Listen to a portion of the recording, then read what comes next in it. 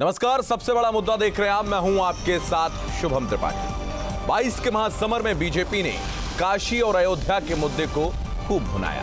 नतीजा बीजेपी की प्रचंड जीत के रूप में सामने आया है और अब बीजेपी की नजर 24 के लोकसभा चुनाव पर है। और ऐसे में बीजेपी प्रभु राम के नाम के बाद अब श्री कृष्ण के नाम पर चुनावी दांव की बिसात बिछाने की तैयारी में।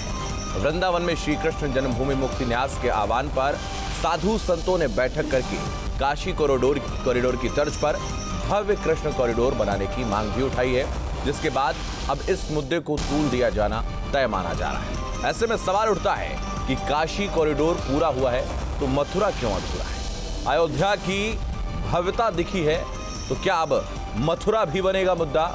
प्रभु राम नाम के बाद क्या अब कृष्ण के नाम पर चुनावी दांव चला जाएगा? और क्या मथुरा की भव्यता चुनावी दिव्यता में होगी तब्दील? क्या 24 में मथुरा का मुद्दा करेगा बीजेपी का बेड़ा पार? ये वो तमाम सवाल हैं जो लोगों के जहन में उठ रहे हैं। इन तमाम सवालों के जवाब हम तलाशेंगे इस खास कार्यक्रम में। उससे पहले एक रिपोर्ट आपको दूं।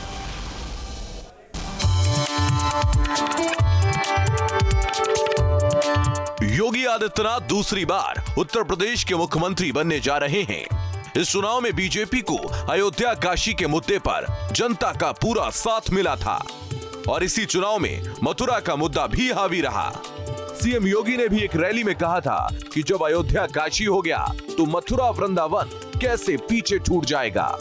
अयोध्या में राम मंदिर बनने से खुश हैं सभी लोग, और अभी काशी में भगवान विश्वनाथ का धाम भी भव्य रूप से बन रहा है, आपने देख लिया ना।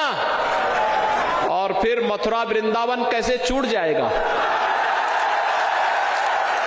वहां पर भी काम भव्यता के साथ आगे बढ़ चुका है। भगवान विष्णु के 7वें अवतार मर्यादा पुरुषोत्तम श्री राम माने जाते हैं और 8वें अवतार श्री कृष्ण। भगवान शंकर तो महादेव हैं ही। बीजेपी अयोध्या और काशी के जरिए 2022 में यूपी का महासमर जीत चुकी है और अब वो मथुरा के सहारे 2024 में दिल्ली तक सत्ता का सफर तय करना चाहती है। यह ऐसा प्रयोग है जिसने न केवल 22 में बीजेपी को यूपी दिलाया, बल्कि अब वो इसी के सहारे 24 का महासमर भी जीतना चाहती है।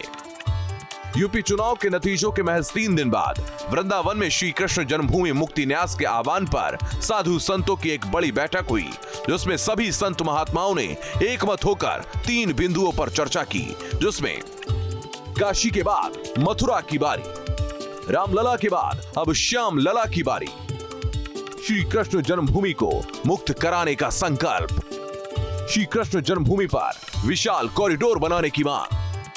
माननीय योगी जी से, प्रधानमंत्री जी से आज हस्ताक्षर युक्त पत्रक भेजा जा रहा है कि आप शीघ्र ही इसमें निर्णय लें और जो भी बाधाएं हों, चाहे वो सामाजिक हों, राजनीतिक हों या अन्य कोई बाधाएं हों, कानूनी बाधाएं हों, उन समस्त बाधाओं को वैसे ही दूर करें जैसे राम जन्मभूमि मंदिर के समय आपने सब कुछ किया है और भव्य मंदिर का निर्माण शुरू हो गया है। बिल्कुल राम मंदिर की तरह यथाशीघ्र कृष्ण मंदिर का मार्ग प्रशस्त होगा। हमारे ब्रजवासियों की, संतों की और समस्त धार्मिक आस्था की जो ये एक मन में एक संकल्प आया है, एक किरण जगी है, वो निश्चित रूप से एक दिन सूर्योदय होगा और हम लोगों की इच्छाएं पूर्ण होंगी। अयोध्या और काशी के बाद अब 2024 में धार्मिक ध्रुवीकरण का लक्ष्य कृष्ण की धरती है और ऐसा इसलिए माना जा रहा है क्योंकि जिस तरह अयोध्या मामले में जीत के बाद चुनावी दौर में मथुरा को लेकर चल रही अदालती लड़ाई को सियासी चश्मे से देखा और बताया जा रहा था, वो दरअसल अयोध्या का विस्तारवादी रूप बताया जा रहा है।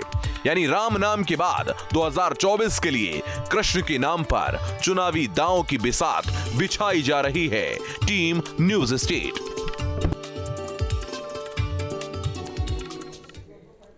तो इस पूरी रिपोर्ट के जरिए आपने विषय को समझा। हमारे साथ जो खास मेहमान जुड़ रहे हैं उनका परिचय आपसे करवाते हैं।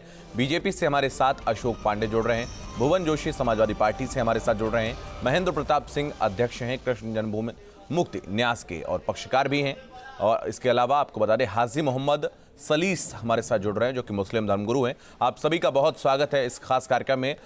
सबसे पहले अशोक पांडे जी, मैं आपके पास आऊंगा, जो कि एक बार फिर से अब सत्ता में वापसी आपने की है और आपकी पार्टी के कई बड़े नेता, चाहे हम केशव प्रसाद मौर्य की बात करें, चाहे मुख्यमंत्री योगी आदित्यनाथ की बात करें, मंच से लगातार मथुरा का जिक्र करते आए हैं और बहुत सारे वादे भी इस दौरान उन्होंने किए। तो क्या उसका समय आ गया है?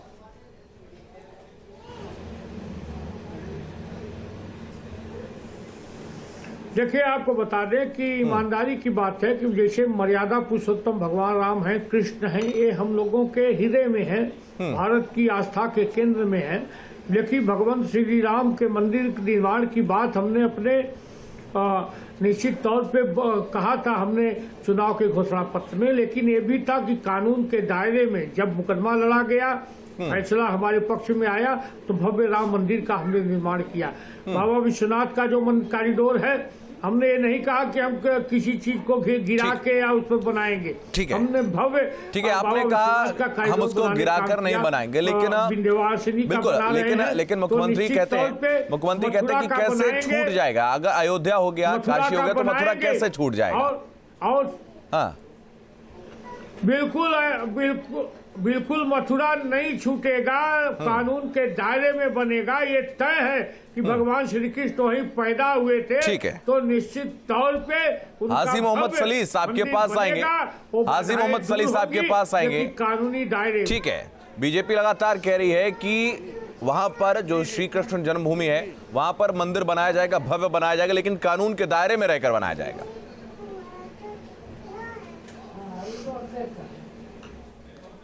नहीं, देखिए, राम मंदिर भी कानून के दायरे से ही बन रहा है।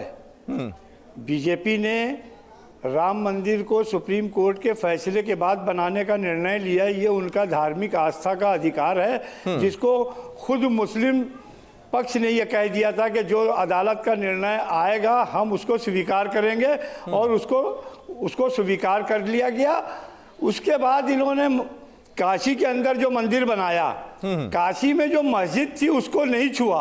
उन्होंने छोटे छोटे मंदिरों को तोड़ करके एक कॉरिडोर बनाया। उससे हम मुसलमानों को कोई दिक्कत नहीं है। मथुरा के अंदर भी अगर ये मस्जिद को छोड़ करके और अगर राम कृष्ण जी की वहाँ पर भव्य मंदिर और कॉरिडोर बनाते हैं, तो इसमें मुसलमानों को क्या दिक्कत आपत्ति है? लेकिन सवाल तो यही है कि जब खड़ी होती, अगर ये काशी के अंदर काशी की मस्जिद बनी हुई है, हाजी मोहम्मद सलीस, जहाँ पर मस्जिद बनी हुई है, दावा तो इसी बात का कि वही असली कृष्ण जन्मभूमि है, तो बिना हटाए कैसे बना देंगे? उसको तो इन्होंने छुआ नहीं अपने कॉरिडोर में। नहीं, इन्होंने उसको तो छुआ नहीं। जो कॉरिडोर बनाया है उसमें अगर इन्होंने उस मस्जिद को मिसमार कर दिया होता, तब फिर मुसलमानों का पक्ष इसमें आता। अब अगर कोई अपनी आस्था के अनुसार अपनी किसी स्थान पर किसी भगवान की कोई आकृति और मंदिर बनाना चाहता है, तो उसमें मुसलमानों को क्या आपत्ति? ठीक है, उम्मीद करते हैं कि अगर कोर्ट उस पर फैसला देती है तो आप कुछ नहीं करेंगे। ठीक है, ठीक है। विनीत दुबे हमारे सहयोगी हमारे साथ जुड़ रहे हैं। लगातार इस पूरे घटनाक्रम को उन्होंने बहुत करीब से कवर किया है। आपके पास आएंगे विनीत। लगातार अब इस कृष्ण जन्मभूमि को लेकर भी खबरें आने लगी हैं, लगातार मांग उठने लगी है, और तमाम साधु संत इकट्ठे होकर आज मांग भी करते नजर आए हैं।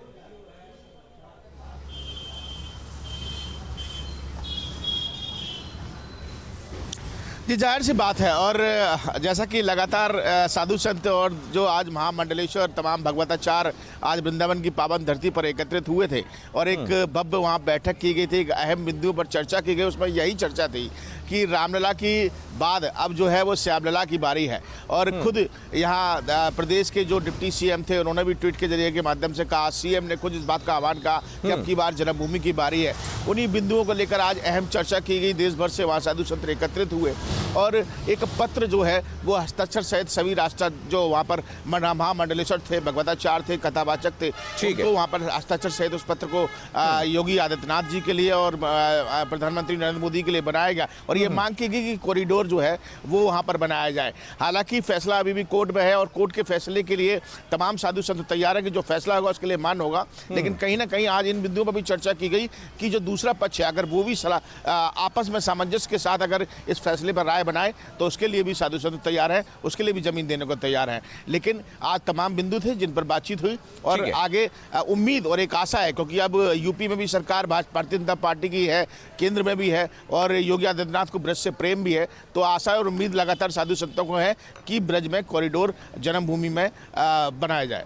बिल्कुल, अब ब्रज में कॉरिडोर बनाया जाए, इसको लेकर लगातार अब मांग उठने लगी है। हमारे साथ भुवन जोशी समाजवादी पार्टी से जुड़े। भुवन, आपके पास आएंगे। बीजेपी लगातार इस पूरे विषय को मुद्दा बनाती रही है, पिछले चुनाव की बात करें और लगातार उनका ये नारा भी रहा है, मैनिफेस्टो में भी रहा है कि अयोध्या और मथुरा और काशी, इन तीनों विषयों पर लगातार उन्होंने जनता के बीच में भी गए हैं। तो अब एक बार फिर से उसकी मांग उठ रही है, आप कैसे देखते हैं, आपकी पार्टी का क्या मत है?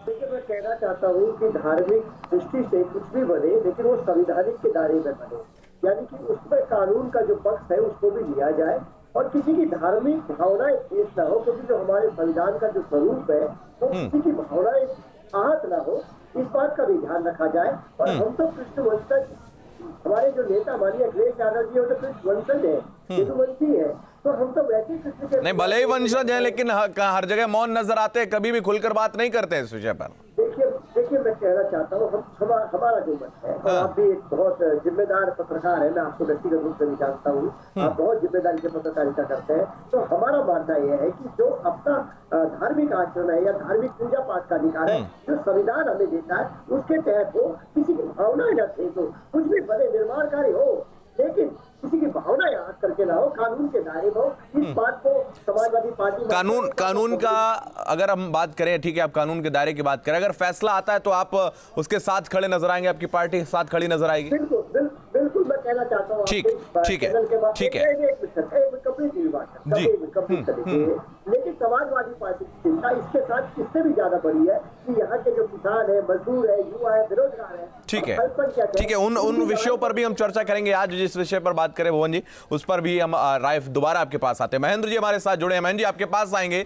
सवाल यही है कि लंबे वक्त से मांग चलती नजर आ रही है और जब प्रभु राम मंदिर के निर्माण का जो रास्ता है वो प्रशस्त हो गया है तो अब उम्मीद जगी है, कैसे देखते हैं, क्या मांग है और कितनी उम्मीद है? देखिए, सबसे पहले तो आपको मैं इसके थोड़ा सा हिस्ट्री बता देता हूँ कि ये 13.37 एकड़ जमीन है और 13.37 एकड़ जमीन में 2.5 एकड़ में मस्जिद बनी हुई है। और हमारा शुरू से ही ये कहना है कि ये जो प्रॉपर्टी है भगवान कृष्ण की है, कृष्ण लला की है। इस पे 1669 में आप लोग सब बैठे ये जानते हैं सब इस बात को कि औरंगजेब ने तोड़ करके मंदिर को, उसका जो ऊपर का जो गुम्बद है वहां मस्जिद बना दी थी और जो असली गर्भगृह है, जो मस्जिद है, वही असली गर्भगृह है। तो हमारा ये कहना है कि देखिए, भगवान हमारे आराध्य वहां प्रकट हुए थे। आप करोड़ों करोड़ों हजारों मस्जिद हैं, लाखों मस्जिद हैं, कहीं बनाइए, क्या दिक्कत है भाई? श्रद्धा पैदा करिए, अमन रहे, चैन रहे। आप गंगा जमुनी तहजीब की बात करते हैं तो हम भी कहते हैं ना, हम अग्रज हैं तो आप अनुज हैं हमारे, तो आपको चाहिए कि हमको वहां मंदिर बनाने दें भाई, स्वेच्छा से कहें। हमने तो आपको जमीन के लिए भी प्रस्ताव रखा कि भाई आप जमीन ले लीजिए। नहीं, जैसे कि कॉरिडोर की जो मांग चली, मैं जी मैं ये समझना चाह रहा हूं, जो कॉरिडोर की मांग चल रही है तो वो कॉरिडोर क्या उन जो गुंबद जिनका आप जिक्र कर रहे हैं, असली गर्भगृह आप बता रहे हैं, उनको हटा के कॉरिडोर से संतुष्ट हो जाएंगे या फिर लोग? नहीं, हम कहते हैं जैसे काशी में कॉरिडोर बना गया तो हम चाहते हैं कि मथुरा में भी श्री कृष्ण जन्मभूमि कॉरिडोर का निर्माण होना ही चाहिए। ये हमारा कहना है, ये हमारी मांग है। नहीं, जैसा और हमारी मांग नहीं, कितने ही करोड़ों हिंदुओं की मांग है, सनातन धर्मियों की मांग है, साधु संतों नहीं, जैसा कि हाजी मोहम्मद सलीस कह रहे हैं कि ठीक है कॉरिडोर बना दीजिए, हमें कोई दिक्कत नहीं है, लेकिन मस्जिद को ना टच किया जाए, तो उससे आप एग्री हो जाएंगे? बस नहीं, मस्जिद की बात है तो स्वेच्छा से प्रस्ताव देना चाहिए। भाई ये जानते हैं अच्छी तरह कि वो स्थान इनका नहीं है, वो हिंदुओं का स्थान है, सनातन धर्म। हाजी मोहम्मद सलीस, जवाब दीजिए इस पर। प्रकट हुए थे, ये जानते हैं इस बात को। आप एग्री करते हैं? जवाब दीजिए हाजी मोहम्मद सलीस जी। देखिए, ये कह रहे हैं ना कि वो हिंदुओं का स्थान है। देखिए, ये कह रहे हैं कि वो हिंदुओं का स्थान है। हिंदू कौन है? हिंदू तो हर वो हिंदुस्तानी है जिसको मोहन भागवत कहते हैं, जो भारत में रहता है वो हिंदुस्तानी है। तो हिंदुओं का तो हम मुसलमानों का भी है। तो आप किसी भी स्थान पर अगर कोई साक्ष्य आपके पास है कि मंदिर तोड़कर बनाया गया है, तो आप उसको साक्ष्य प्रस्तुत कीजिए अदालत के अंदर, अदालत उसका निर्णय देगी, फिर हम देखेंगे कि क्या होना चाहिए। लेकिन आप अगर ये कहते हैं कि नहीं साहब, नहीं, अगर आप कह रहे हैं, हाजी मोहम्मद सलीम साहब अगर बता रहे हैं कि आप भी अगर हिंदू हैं, आप कह रहे हैं कि हिंदुस्तान में रहने वाला हर व्यक्ति हिंदू है, तो बड़ा दिल दिखाइए ना, फिर आगे बढ़िए, रास्ता प्रशस्त करिए, निर्माण के लिए उनको जगह दीजिए। बड़े भाई नहीं दिखा सकते, बड़ा दिल नहीं। अगर मैं आपके नहीं, अच्छा, बड़ा दिल बड़े भाई को दिखाना चाहिए कि नहीं? बड़ा भाई बड़ा दिल ना दिखाए, छोटे भाई की जगह को हथिया लो अपनी दमनकारी नीतियों की वजह से। अब आप आए ना, उसको अब आए हैं असली बात पे। अभी तक तो बड़ा चिकनी चुपड़ी बातें कर रहे थे, शहद में लपेट कर बातें रख रहे थे, अब आप असली बात पर आए।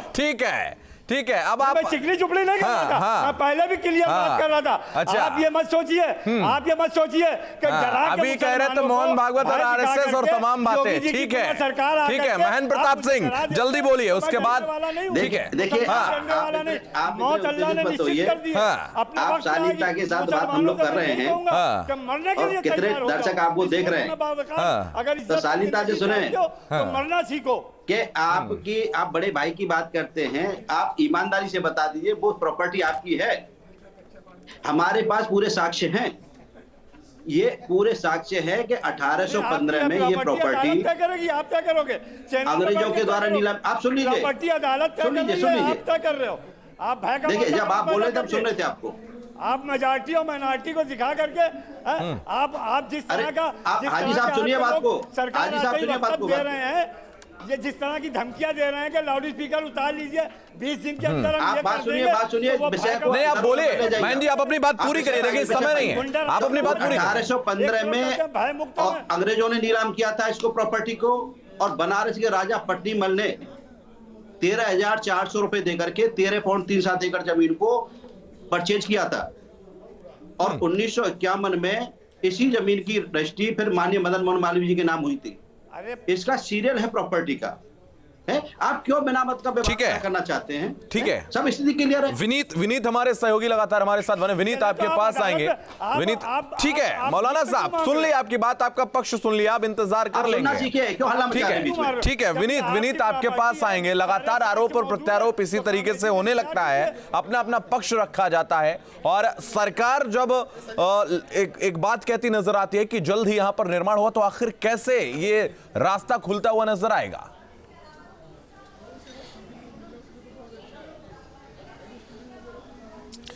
देखिए, आज की जो बैठक थी, महेंद्र जी हमारे साथ मौजूद हैं इस समय डिबेट में, और जो बैठक थी उसमें अहम बिंदु कुछ इस तरीके से भी थे कि सरकार पूरी तरीके से साथ में है, सरकार को जो साक्ष्य चाहिए, सरकार से जितनी जो मदद कर सकती है सरकार, वो अब इन लोगों को करने के लिए तैयार है। हिंदुत्व का लगातार चेहरा है, केंद्र में भी सरकार है, यूपी में भी सरकार है। अयोध्या की जो तस्वीर बदली, जो काशी की तस्वीर बदली, वही तस्वीर अब मथुरा की बदलने के लिए साधु संतों ने एक मांग की है, और इस मांग को पूरा करने के लिए वो चाहते हैं कि सरकार उनके साथ हो। साक्ष्य जुटाने बात है, आज एकजुट होने की बात हुई। मैं बैठक में ध्यान से सुन रहा था कि तमाम लोगों साधु संतों ने कहा कि आप एकजुट होकर साक्ष्यों को एकत्रित। धन्यवाद विनीत, आपका हमारे साथ जुड़ने के लिए। अशोक पांडे बीजेपी से थे, भुवन जोशी समाजवादी पार्टी से, महेंद्र प्रताप सिंह पक्षकार थे, वो हमारे साथ जुड़े थे, और हाजी मोहम्मद सलीम मुस्लिम धर्मगुरु हमारे साथ जुड़े थे। तो सवाल यही है कि क्या इस पूरे विषय के जरिए, मुद्दे के जरिए 2024 की तैयारी है? मथुरा पर क्या चुनाव लड़ा जाएगा? हालांकि इसमें थोड़ा सा वक्त है, लेकिन जब इस तरीके की चर्चाओं का दौर शुरू होता है तो सवाल पूछे जाना लाजमी हो जाता है। इस खास कार्यक्रम में फिलहाल इतना ही। आप लगातार बने रहिए न्यूज़ स्टेट के साथ।